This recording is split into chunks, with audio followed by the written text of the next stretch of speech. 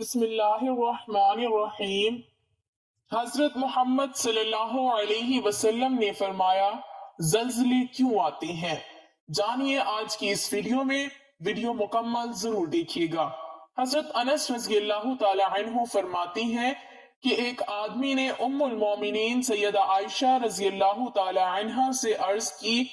कि हमें जल्जले के मुतालिक हदीस बयान फरमाइए, लेकिन हजरत आयशा सिद्दीका रज़ियल्लाहु ताला अन्हा ने इससे अपना चेहरा फेर लिया। हजरत अनस रज़ियल्लाहु ताला अन्हु कहती हैं कि फिर मैंने भी वही अर्ज की कि हमें जल्जले के मुतालिक कोई हदीस सुनाए, तो फरमाया कि अगर मैंने तुम्हें जल्जले के मुतालिक हदीस सुना दी तो तुम सारी जिंदगी परेशानी में गुजारोगे, और जब रोजे माशर तुम उठाए जाओगे उस वक्त भी ये परेशानी तुम्हारे अंदर मौजूद होगी। मैंने फिर अर्ज की कि आप वो हदीस हमें सुनाएं। इरशाद फरमाया कि जब कोई शादीशुदा औरत अपने खामिद के घर के अलावा किसी जगह अपने कपड़े उतारती है तो वो अपने और अल्लाह ताला के दरमियान का हिजाब फाड़ देती है। जब औरत गैर मर्दों के लिए खुशबू इस्तेमाल करे तो उसके लिए जहन्नुम की आग और शर्मिंदगी होगी। एक और रिवायत में है कि हजरत आयशा रज़ियल्लाहु ताला अन्हा ने फरमाया, जब औरतें गैर मर्दों के लिए खुशबू इस्तेमाल करें, जब औरतें गैर मर्दों के सामने नंगी होने में झिझक महसूस ना करें, यानी जिना आम हो जाए और शराब और मौसीकी आम हो जाए, तो जल्जले की तवक्को रखना। नाजरीन, जमीन के अंदर तहों में चट्टानों के दरमियान अरसे से जारी हरकत के बायस पैदा होने वाली तवानाई के अखराज से सतह जमीन पर पैदा होने वाली हलचल का नाम जल्जला है। जल्जले कुदरती आफात में सबसे हौलनाक और तबाहकुन तस्वुर किए जाते हैं। ये अचानक आते हैं और पलक झपकते ही बेशुमार इंसानों और बस्तियों को तबाह बर्बाद कर देती हैं। जल्जले क्यों आते हैं, आइए कुरान की रोशनी में जानते हैं। अल्लाह ताला की तरफ से अजाब इलाही मुख्तलिफ कौमों पर मुख्तलिफ शक्लों में जाहिर होता है, जिसमें जल्जले, तूफान, सैलाब, कहतो खुश्क साली के अलावा दीगर जमीनी और आसमानी आफातों बलियात शामिल हैं, जिनका बुनियादी सबब अल्लाह ताला और उसके रसूलों और नबियों की नाफरमानी और उन कौमों की अपनी बद आमालियों को करार दिया गया है, जिनका जिक्र कुरान हकीम में मुख्तलिफ सूरतों और आयात में मिलता है, जिनमें से चंद आयात इरफानुल कुरान के तर्जमे के साथ दर्ज की जा रही हैं। सूरह रूम में इरशाद बारी ताला है, बहरों भर में फसाद उन गुनाहों के बायस फैल गया है जो लोगों के हाथों ने कमा रखी हैं, ताकि अल्लाह उन्हें बाज बुरे आमाल का मजा चखा दे जो उन्होंने किए हैं, ताकि वो बाज आ जाएं। इसी तरह सूरत शूरा में इरशाद रबानी है, और जो मुसीबत भी तुमको पहुंचती है तो उस बदआमाली के सबब से ही पहुंचती है जो तुम्हारे हाथों ने कमाई होती है। हालांकि बहुत सी कोताहियों से तो वो अल्लाह दरगुजर भी फरमा देता है।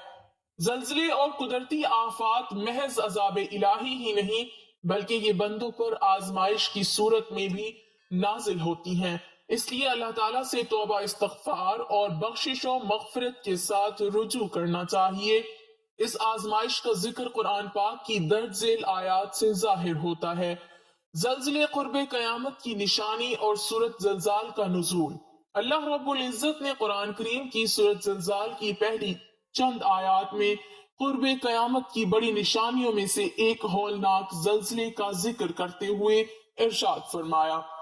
जब जमीन अपने सख्त भूचाल से बड़ी शिद्दत के साथ थरथराई जाएगी और जमीन अपने सब बोझ निकाल बाहर फेंकेगी और इंसान हैरान और शशतर होकर कहेगा, इसे क्या हो गया। मुफस्सिरीन कराम ने फरमाया है कि इन आयात मुकद्दसा में एक ऐसे जल्जले का जिक्र किया गया है जो पूरी रोए जमीन पर आएगा और कयामत बर्पा कर देगा, और इस हैबतनाक और खौफनाक जल्जले से जमीन का कोई हिस्सा महफूज नहीं रहेगा, जिसके नतीजे में पूरी जमीन को हमवार कर दिया जाएगा। और ऐसा नफासानी के बाद होगा, मगर इससे कबल छोटे जल्जले आएंगे जो कुर्बे कयामत की निशानियों में से होंगे और जो कसरत से रूनुमा होंगे। امام بخاری نے اپنی کتاب الصحیح البخاری میں حضرت ابو ہریرہ رضی اللہ تعالی عنہ سے مروی ایک روایت نقل کی ہے، جس میں رسول اللہ صلی اللہ علیہ وسلم نے ارشاد فرمایا کہ قیامت اس وقت تک نہیں آئے گی جب تک علم کو اٹھا نہیں لیا جاتا۔ اس وقت کثرت سے زلزلے آئیں گے، ایک زمانہ دوسرے کے قریب تر ہوگا، فتنہ و فساد ظاہر ہوگا، حرج میں اضافہ ہوگا، یہاں تک کہ مال و دولت کی فراوانی اس طرح ہوگی جیسے ابل پڑے گی۔ جامعہ ترمذی میں معروف صحابی حضرت ابو ہریرہ رضی اللہ تعالی عنہ سے مروی ہے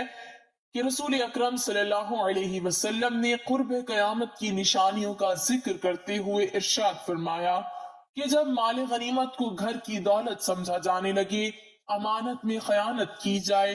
زکوٰۃ کو بوجھ سمجھا جائے، دینی تعلیم دنیا کے لیے حاصل کی جائے، آدمی بیوی کی اطاعت کرنے لگے، اولاد ماں کو ستانے لگے، دوستوں کو قریب اور والدین کو دور کر دیا جائے، انسان سے ڈر کر اس کی عزت کی جانے لگے، گانے بجانے والی عورتیں اور سامان تعیش کی کثرت ہو جائے، شرابیں پی جانے لگے، امت کے بعد میں آنے والے لوگ پہلے لوگوں پر لعنت ملامت کرنے لگے،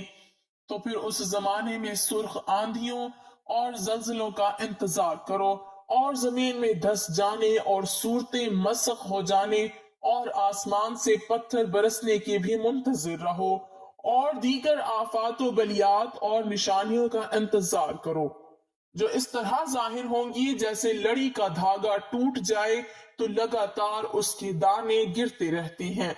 صحابی رسول حضرت سیدنا انس بن مالک رضی اللہ تعالی عنہ نے ایک مرتبہ صدیقہ کائنات ام المومنین حضرت عائشہ صدیقہ رضی اللہ تعالی عنہ سے دریافت کیا کہ زلزلے کیوں آتے ہیں؟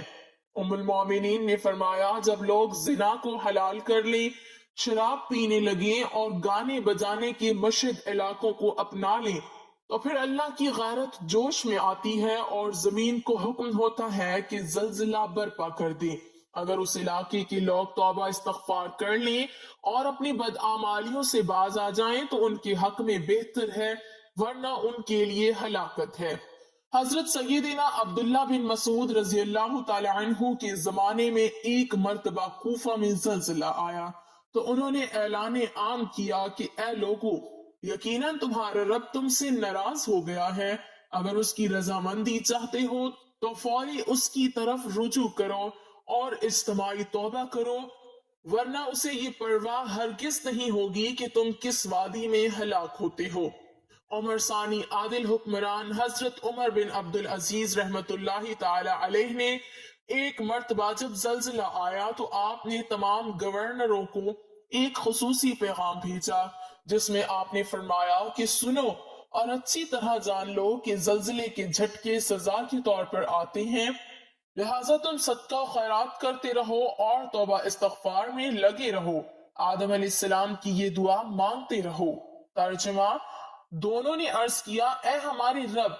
ہم نے اپنی جانوں پر زیادتی کی، اور اگر تو نے ہم کو نہ بخشا اور ہم پر رحم نہ فرمایا تو ہم یقیناً نقصان اٹھانے والوں میں سے ہو جائیں گے۔ ان تمام آیات و احادیث میں پیغام ہے، عبرت و نصیحت اور خدمت انسانیت کا مذکورہ بالا دلائل و براہین سے یہ امر روز روشن کی طرح عیاں ہو گیا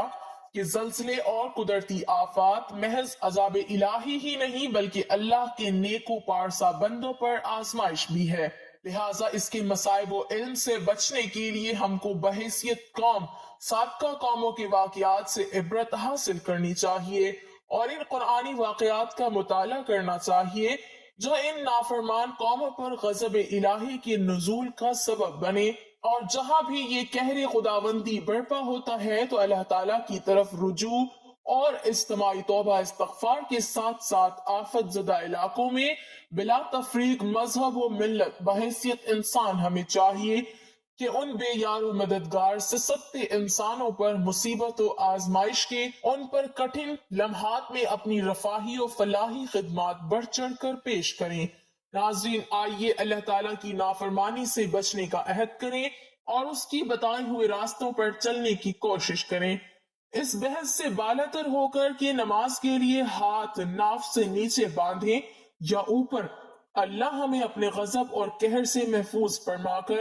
ہمیں اپنی پناہ میں رکھے، ہمیں ان لوگوں کے راستے پر چلائے جن پر اللہ کا انعام ہوا، نہ کہ ان لوگوں کے راستے پر جن پر اللہ کا غضب نازل ہوا۔ آمین یا رب العالمین۔ کمنٹ باکس میں ایک بار آمین ضرور ٹائپ کریں۔